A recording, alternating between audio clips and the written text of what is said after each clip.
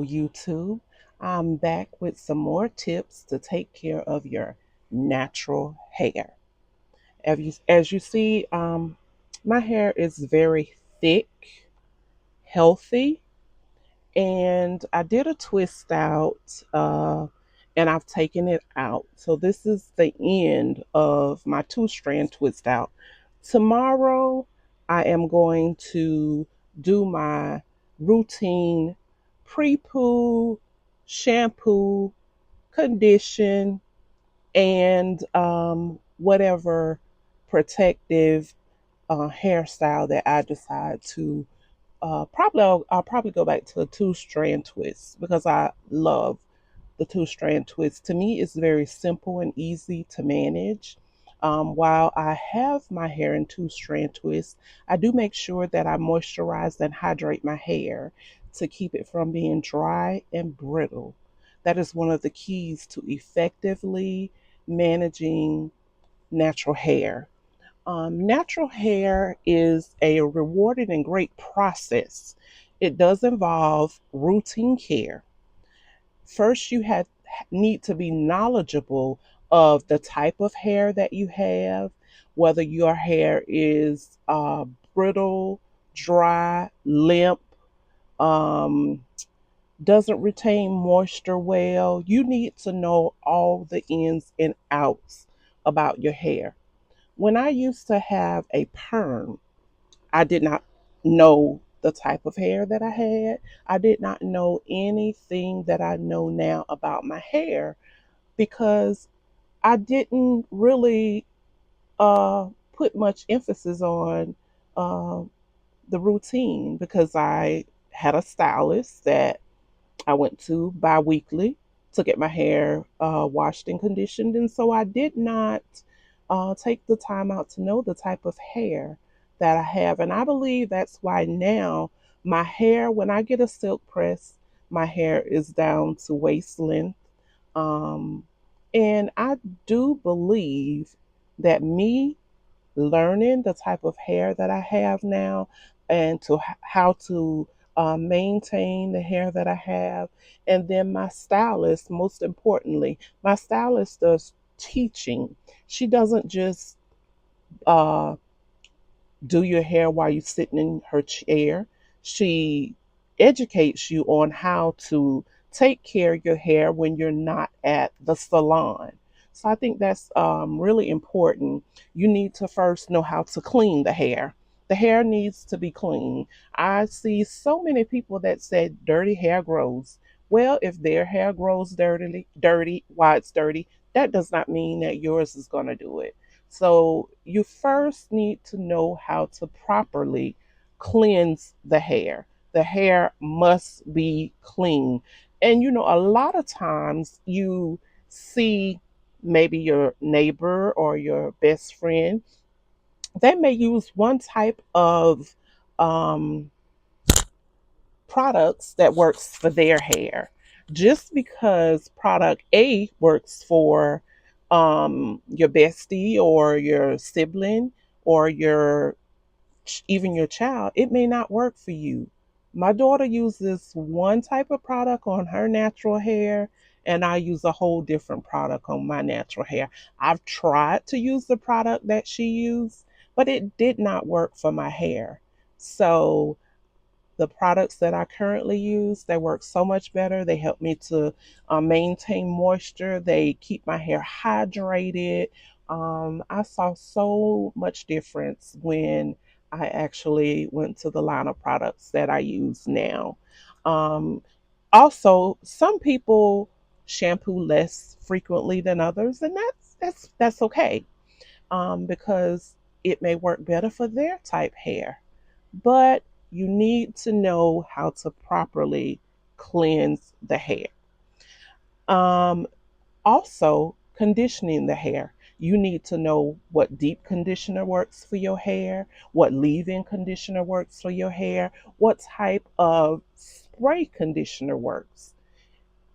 The hair is one of those things that if you nurture it and take care of it, then it will thrive, it will grow, it will promote healthiness. It will do all of the things that you want it to do.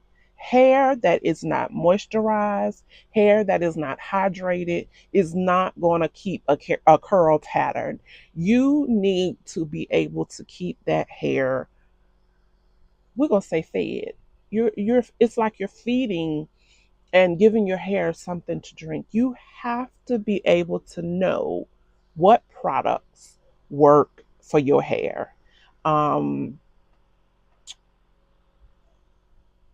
if you're doing protein treatments, you need to know how often your hair needs a protein treatment. You need to know when your hair needs a protein treatment because there are different types of protein treatments that, for me, I would not do without my stylist. There are protein treatments that, yes, that I can do at home. Um, but you need to know all about these products, all about your hair, how to moisturize it, what products promote moisture. Is it a water-based product? Some products are not water-based. Um, Not saying that if it's not a water-based product, then it's not good for your hair. I'm not saying that. But if you are looking to moisturize and hydrate your hair, then you need a water based product.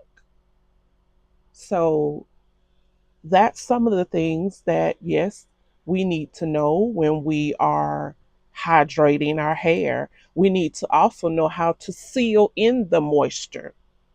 Are you doing a deep conditioner to keep that moisture in? Um, what type of product is working well for you when you are sealing in that moisture? Every product is not going to work well for your hair. And then there are products like jojoba and coconut oil and argan oil. Those can seal in that moisture. Um, you want to look for products that contain those if you are having a moisture issue or your hair is not very well hydrated. So those are some of the things that you take in, along with how to protect the hair. Do you wrap your hair at night? Do you use a satin or a silk scarf? Do you use a satin pillow? That's all in protecting the hair. The hair has to be protected. Are you pulling in it? Are you detangling from the ends and not the roots? Are you detangling when your hair is wet, or are you detangling when your hair is dry? All of those things help to protect the hair.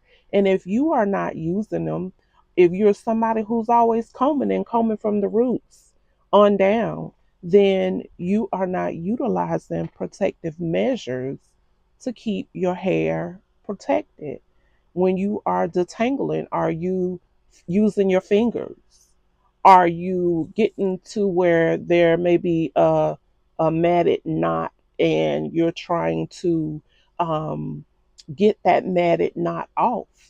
For me, when I come to a section at the ends, and if the hair has locked or matted on the end, and I'm trying to take out my two strand twist, so when I'm at the ends, I make sure first that my hair is hydrated with some type of moisture or water. And I start at the ends. But if there is a knot at the end, then I take my scissors and I clip that knot off. I don't just rip the knot off and split the ends, because definitely if you're doing that, then you're promoting split ends. So you don't want to do that. You want to know how to protect your hair, the ends. You want to know how to protect the scalp. Are you using oils to um, moisturize the scalp?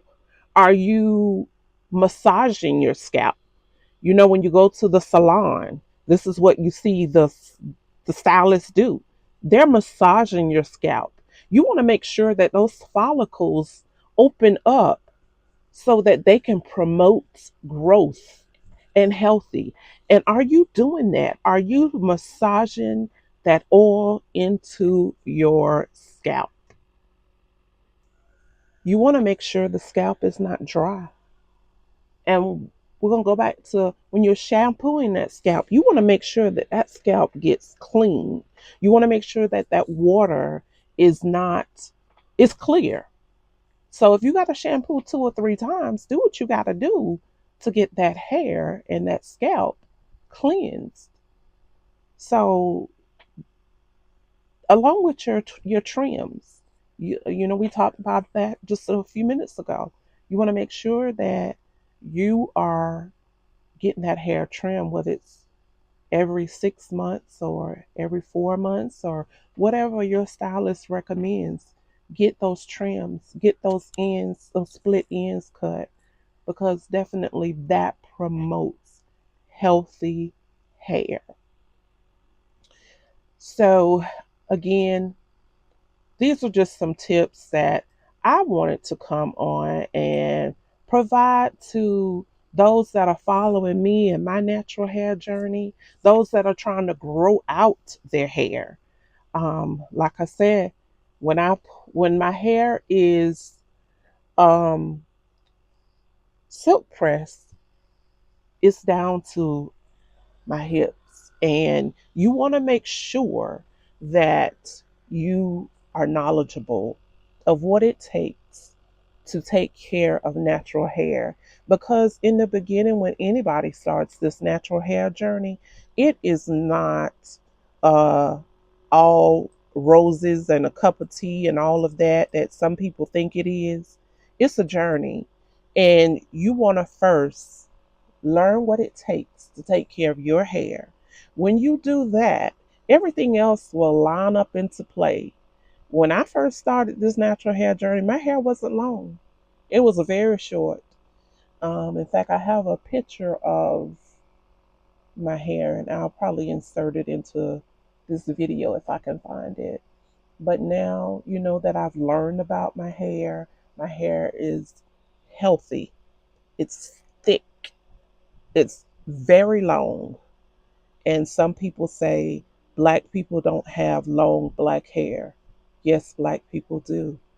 There's a lot of natural hair kings and queens that have very long, healthy, beautiful hair.